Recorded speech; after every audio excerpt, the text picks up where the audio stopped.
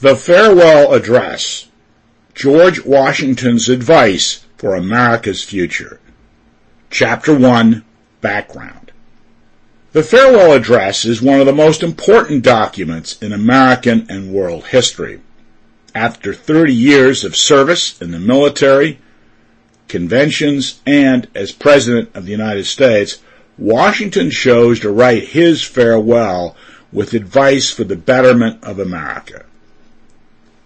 Washington was revered in his own time as no other president ever has been. At the 1787 Constitutional Convention, he was nominated by John Adams, later his vice president, and then president in his own right, to be the president of that convention, and unanimously was approved by the delegates. The members defined many things specifically, but left most of the presidency issues open because they assumed Washington would become the first president and always do the right, sensible, and practical things as he had done for all of his career. Near the end of his first term, he asked James Madison to assist him with the first draft of the farewell address. He planned to retire then, but reluctantly agreed to run for a second term because conflict was developing between Alexander Hamilton, the leading Federalist along with John Adams, and Thomas Jefferson with the soon-to-be-launched Democratic-Republican Party.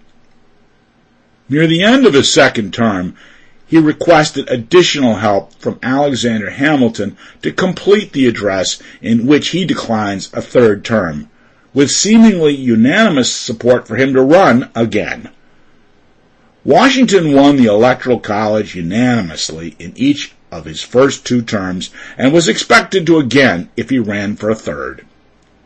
Future two-term presidents would see their light dim in their second term, with Washington being the sole exception. Chapter 2. Jefferson and Hamilton urge a second term.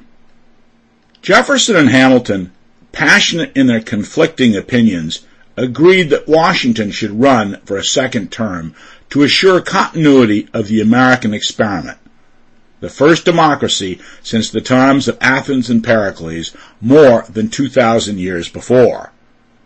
The American acorn, so to speak, was not strong enough to stand alone and become an oak tree without continued service from Washington.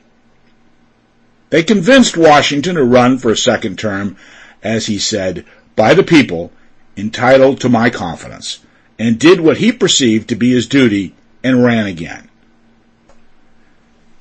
Near the end of his second term, he had had quite enough, because he had grown older, weaker, and less able in his own mind to serve his country well. He was quite right, it would seem, because he died less than 3 years after retiring from office. Chapter 3. Historical Importance and Advice to the American People. Washington being willing again to step down from an exalted post was virtually unprecedented in world history. Normally, leaders died, were overthrown, exiled, or killed. When Washington resigned his post as American Commander-in-Chief of the Army after the end of the Revolutionary War, even George III praised him as the greatest man of the age. Here he was again declining a post so America could move on with the well-crafted path he had in large part created himself. It is important to reflect upon the virtual uniqueness of this event and how it set a precedent for similar behavior by other presidents, until violated by FDR, which led to the 22nd Amendment to the Constitution prohibiting running for a third term in the future. Washington rejected all monarchical trappings, as well as the title and role of king, the normal title for a ruler in those times.